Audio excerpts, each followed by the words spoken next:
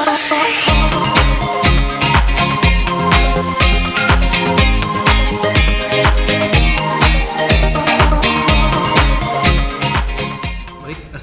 warahmatullahi wabarakatuh. Selamat siang semuanya, apa kabar?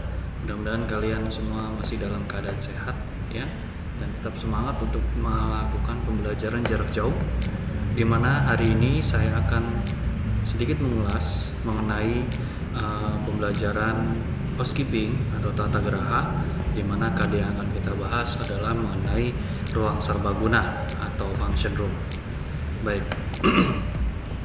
Tujuan pembelajaran kita untuk hari ini adalah untuk kalian mampu mendeskripsikan berbagai jenis dan tipe ruang serbaguna yang ada di hotel, dan bisa mendeskripsikan ciri-ciri atau jenis-jenis atau tipe-tipe ruang serbaguna yang ada di hotel.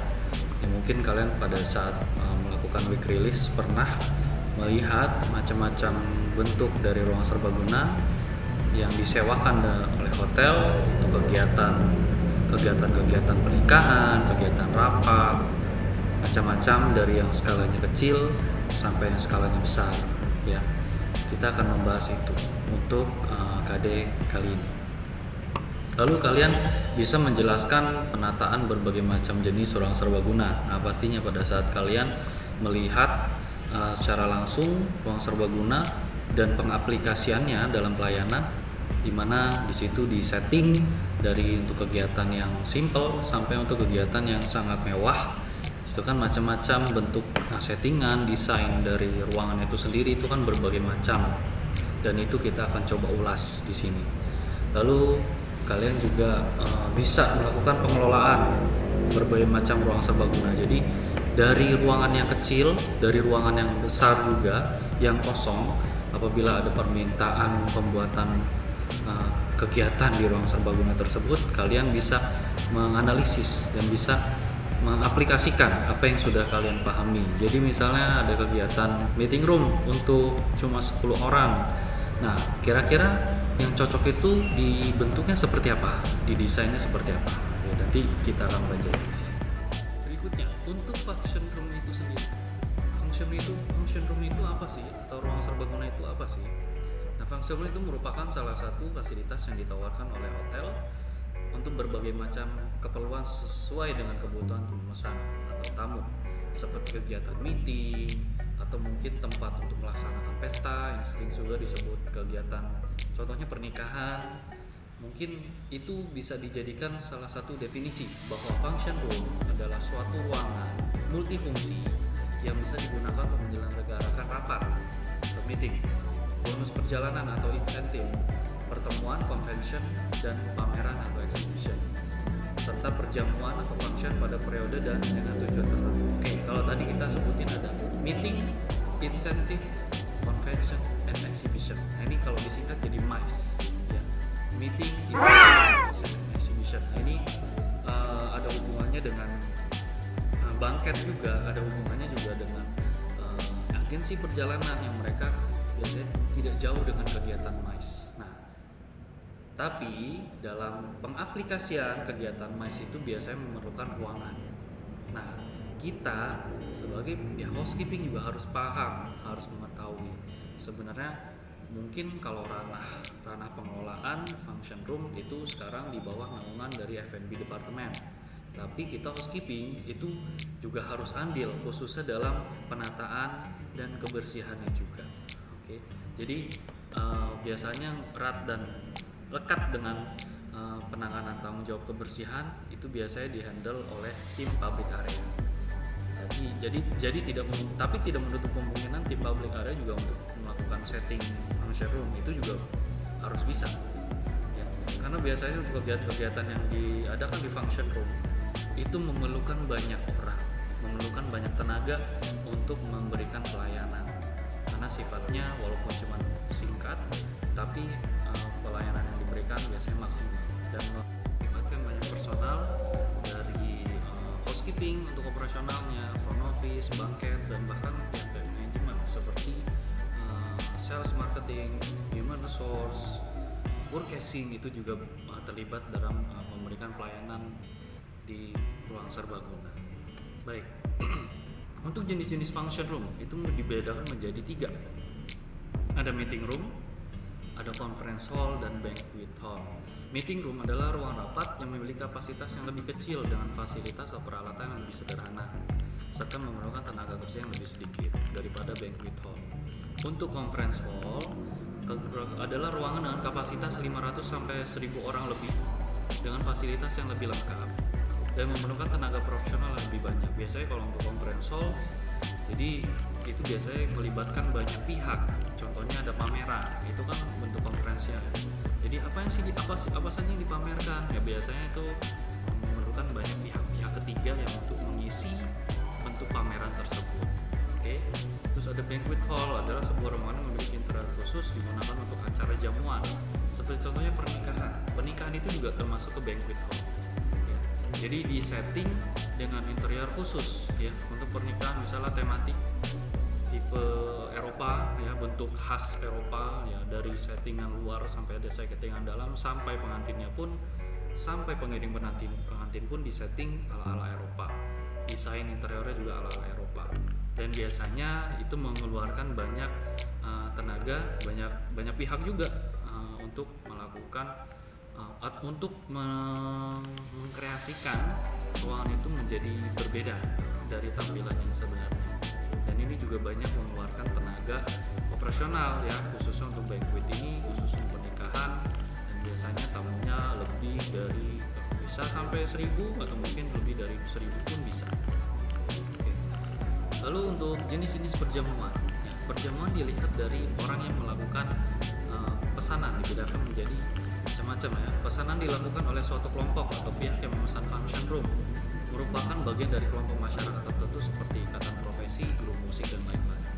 Lalu pesanan yang dilakukan oleh pribadi ya, untuk pihak yang memesan merupakan pribadi perorangan dengan tujuan penyelenggaraan pribadi seperti promosi, ulang tahun, pernikahan, dan perayaan lain yang bersifat pribadi ya.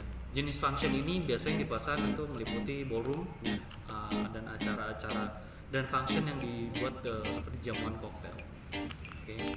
Pesanan yang dilakukan oleh usahawan ya. Pihak yang memesan adalah usahawan dengan tujuan memperkenalkan usaha. Jenis function dipesan meliputi konferensi nasional atau internasional. Jadi ini conference ya. Seminar, presentasi, pameran sebuah produk, dan bonus perjalanan. Bonus perjalanan itu insentif. Jadi atas nama satu perusahaan untuk karyawannya itu disebut insentif. Oke. Kalau dilihat dari cara penghidangan makanan perjamuan dibedakan menjadi macam-macam. Ada pertama banquet. Banquet atau kalian nyebutnya banquet ya, tapi kita nyebutnya banquet di sini. Merupakan bentuk yang paling mewah dari sebuah function. Selain penggunaan ruangan personel hotel, juga menggunakan peralatan yang banyak dari operasional hotel. Ya biasanya untuk banquet kalian mungkin pernah untuk acara pernikahan kalian pernah diminta untuk membantu pelayanan sebagai waiter. Nah, itu salah satu bentuk pelayanan yang mewah dari sebuah function, khususnya dalam yang paling sering itu acara pernikahan. Oke, berikutnya ada buffet, adalah function yang makanan dihidangkan secara prasmanan ya. Ini kegiatan atau acara event atau pernikahan itu juga banyak menggunakan sistem buffet. Di prasmanan sering kita tahu ya. Cocktail party adalah function yang dilakukan hanya 1-2 jam saja. Pelaksanaan cocktail party tidak menyediakan meja dan kursi.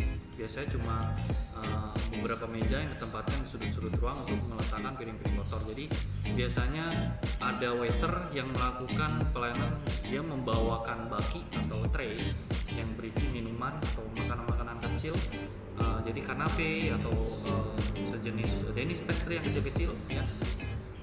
Mereka keliling dan itu momentum. Jadi pada saat akan dilakukan kegiatan toast yang istilahnya cheers bersama, waiter akan keliling di ruangan dan akan mempersilahkan tamu untuk mengambil minuman tersebut atau snack kanape tersebut. Jadi nanti ada momentum di mana saatnya cheers bersama, saatnya minum bersama, itu dipersilahkan bersama-sama. Seperti itu cocktail party. Biasanya cocktail party ini sifatnya untuk memperkenalkan suatu produk atau acara launching simple, sederhana seperti itu. Lalu ada barbecue ya, adalah function yang dihidangkan dengan teknik baker atau grill. Nah ini biasanya dilaksanakan kegiatannya di kawasan-kawasan resort yang biasanya dia jarang sekali dilakukan di indoor, biasanya outdoor. Atau mungkin kalau untuk kawasan hotel di perkotaan biasanya diadakannya di kawasan di area swimming pool, outdoor. Ya, jadi untuk acara barbecue party biasanya sering juga dilaksanakan atau diadakan pada saat New Year's Eve, malam tahun baru. Nah, paling banyak sih di kawasan resort yang pinggir-pinggir pantai atau pinggir-pinggir danau itu sering ada barbecue party seperti itu. Dan biasanya pelaksanaan kegiatan ini biasanya mulai dari jam 9 malam sampai dini hari. Karena memang momentum kegiatan barbecue itu cocoknya pada saat malam hari.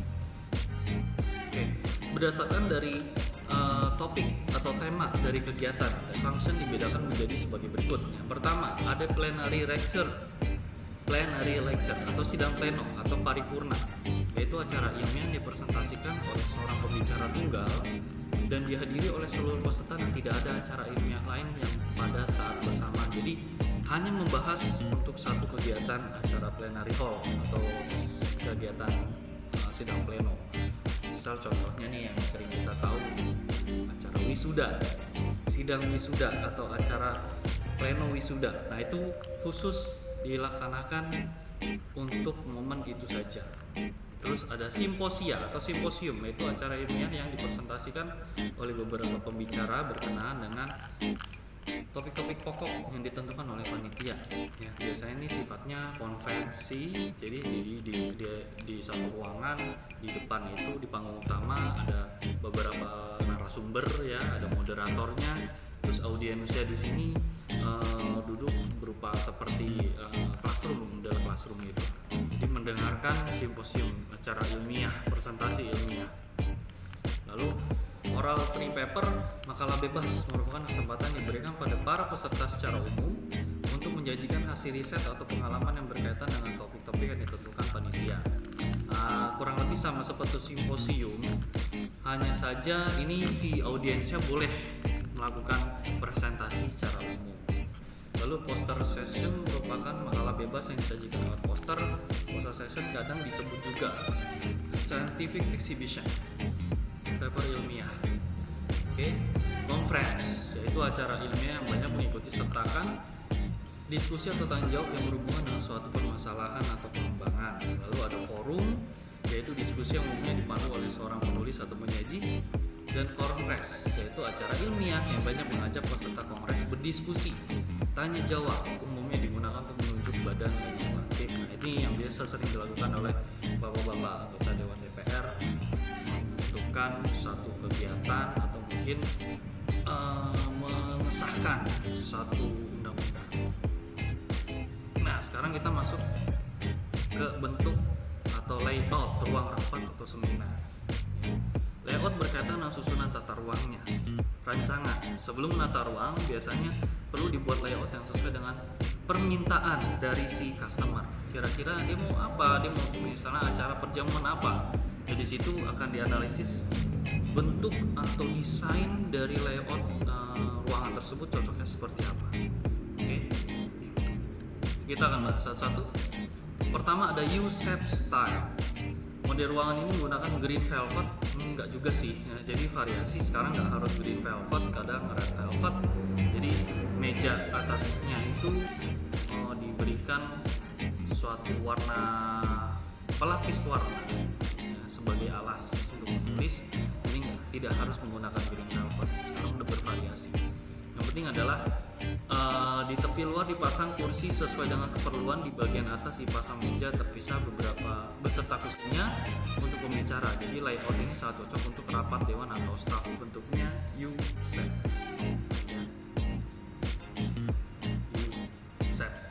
Oke. Classroom style, layout ini seperti ruang kelas. Ya, bayangkan saja ruang kelas kalian seperti apa ya, di mana para peserta duduk di kursi belakang meja. Model ini sering dijumpai pada acara penataran program diklat ya, program pembelajaran, kegiatan pembelajaran. Oke.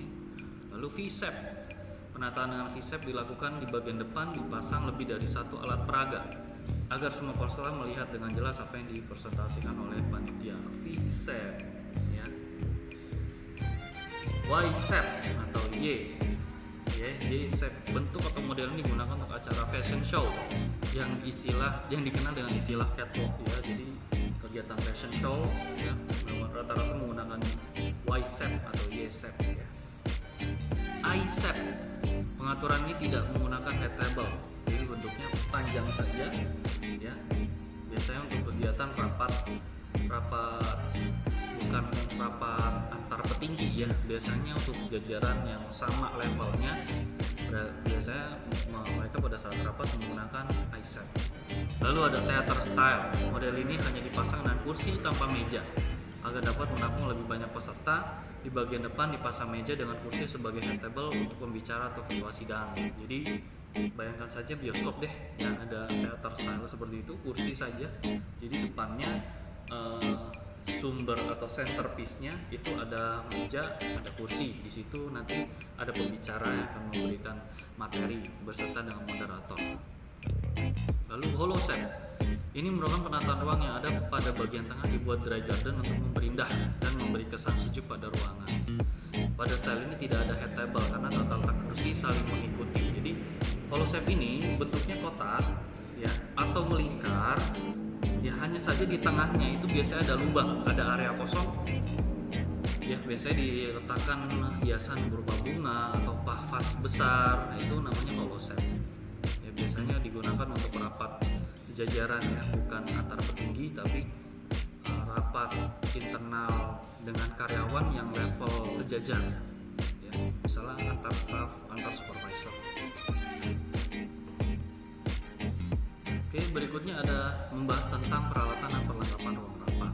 Oke, dalam ruang rapat biasanya itu pertama ada meja.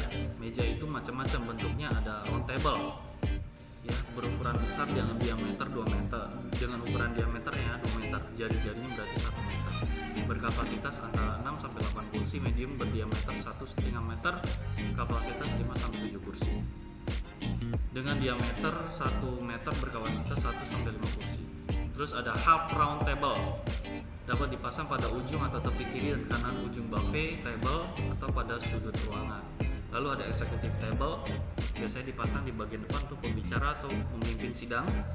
Ya, long table, meja ini digunakan untuk buffet table atau digunakan dalam ruang rapat di meja panjang. Terus ada square table, meja kotak. Folding table, meja lipat yang sering kalian lihat pada acara bank. Lalu sekarang ada chair, kursi ya. Ada executive chair, ada stackable chair, folding chair. Executive chair ini adalah kursi eksekutif yang biasanya kursi kantor yang ada bentuknya sofa ya, yang bisa berputar. Terus stackable chair, kursi yang bisa ditumpuk ya, contohnya yang kita tahuin kursi-kursi yang di acara banket rumahan. Nah itu namanya stackable chair. Terus ada folding chair, kursi lipat ya, itu juga kalian pernah tahu. Lalu ada podium, ada gong set. Gong set ini biasanya untuk acara peresmian gong. Mikrofon itu ada yang modelnya standing mic, table mic, delegate mic, ada wireless mic, dan clip on. Ini clip on, contohnya seperti